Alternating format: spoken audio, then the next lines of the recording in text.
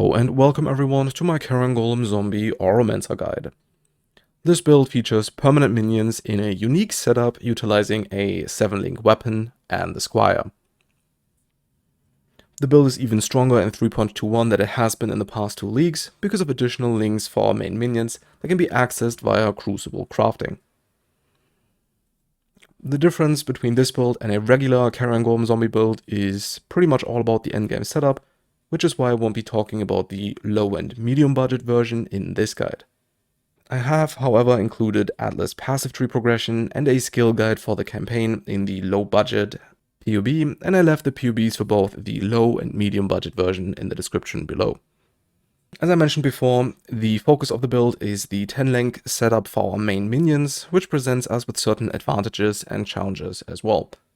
The main advantage is the additional support gems and skills deal more damage with attack modifier that boosts the damage of the main minions significantly.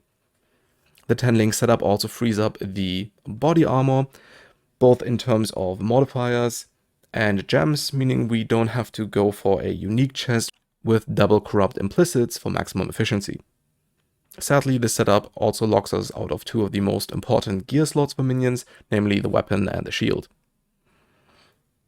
Since we're getting some of the support gems we would usually employ from the weapon, we can use Empower supports to make up for the levels we would normally be getting from the wand, the shield and the body armor, at least for the main minions.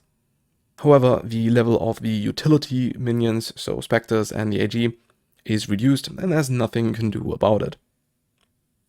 That means our utility minions are less survivable in general, and we have 1 fewer Spectre to work with. Additionally, we're also losing maximum elemental resistances, so we're capped at 83% because we can't get additional maximum resistances from a proper minion shield because we have to use the Squire. This represents a noticeable reduction in overall minion survivability compared to a regular endgame setup. The large amount of support gems also increases the mana cost of the socketed skills significantly, to the point where the only viable minions for a setup like this are permanent minions. And last but not least, there's the associated cost of the build. A proper 10-link weapon will cost you anywhere between 50 to 150 divines, which makes it more expensive than most endgame convoking wands. So, in conclusion, should you try out this version over a regular Carrion Golem zombie build? Yes, absolutely. As I mentioned earlier, this build gets 2 additional level 10 support skills and 1 extra level from Crucible modifiers this league, giving it around 30 to 40% more damage compared to the regular version, even in a min-maxed setup, which makes it the best version of the build in Crucible League. Which brings me to the gear section of the guide. As I mentioned before, this build utilizes a 10-link weapon, in our case a Scythe for the extra chance to block attacks, and a Squire. For the Crucible mods, we want plus level, socketed skills supported by level 10 Impale and Maim, unless you roll Maim on the explicits, at which point you're going to have to get Fortify as a Crucible mod instead. And I made a detailed guide on how to craft attack-based 10-link weapons like this one. I'm going to leave the link to the video in the description below. For the helmet, you want to get a Hubris Circlet with Fractured +2 minion levels and mana reservation efficiency as implicit and explicit modifiers, which you can roll with Eldritch Currency and Essences of Loathing respectively. The chest gives you a couple of options, including a rare chest with Fractured increased global defenses, can apply an additional curse or +1 maximum number of Spectres, which you can use for an additional utility Spectre, boosting total damage. The reason I went with the +1 maximum number of Spectres is mostly because I wanted to do another build that uses Spectres as main minions. This way I only have to craft 1 item. Alternatively, you could just use a well-rolled Var Regalia, which would be a lot cheaper, but also less optimal. The gloves feature a Fractured Delve mod, the increased effect of non-curse auras on enemies, and is rolled with Deafening Essences of Fear for the minion damage mod and Eldritch Currency for everything else. The boots are generic high energy shield, movement speed, plus resistances and attributes. The amulet is an Ashes of the Stars, and you want to get yourself one with decent values for both reservation efficiency and quality to boost damage. For the other jewelry, you want to use items with flat and increased energy shield modifiers, and I've made a guide about crafting items like those. I'm going to leave the link to the video in the description below as well.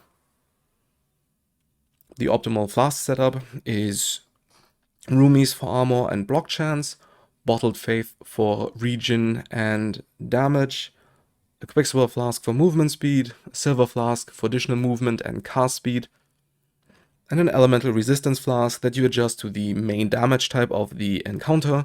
So a sapphire for Shaper, Elder, Maven, and Cortex, topaz for Uber Eater, and ruby for Uber, Exarch, and Cyrus. In the mapping setup, you want to replace the elemental resistance flask with a quartz flask to get access to phasing. Our cluster setup includes 2 large minion clusters with 12 passives that have increased effect, minion attack and cast speed, flat energy shield, and either a resistance or an attribute modifier. A medium minion cluster that has renewal and feasting fiends to get access to minion life leech, and a small reservation efficiency cluster with increased effect, flat DS, attributes, and resistances. And we need the mana reservation efficiency from the cluster and the other gear to fit all of our auras, because minion builds are pretty much aura stackers for ourselves, at least at the high end. And as you can see, the build supports a variety of offensive and defensive auras and skills like Tempest Shield to boost both damage and survivability. For the Spectres, you're looking at the Carnage and Host Chieftain to get Frenzy and Power Charges on our minions, and a Demon Harpy, which is also why we need to link Raise Spectre to Spell Echo. This way the Demon Harpy's Screech ability is repeated, giving us a total of 20 stacks of the debuff, and thus 60% increased physical damage taken while active. In case you're using a chest with +1 maximum number of Spectres, you can use the additional Spectre to get yourself an Arena Master or a Pale Seraphim to boost your damage further. And the AG uses a Kingmaker for the Fortification, increased critical strike multiplier, and Culling Strike, a helmet with 12% increased physical damage taken, and Shocking Conflux, which allows the Guardian to shock enemies with physical damage while active. This is enhanced by Stormcharger, which scales lightning ailment duration and effect.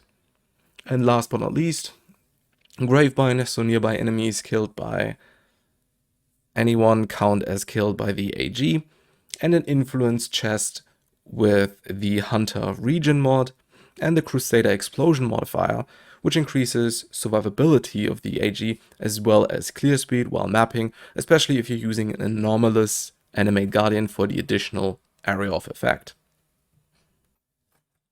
And that's pretty much it for the build.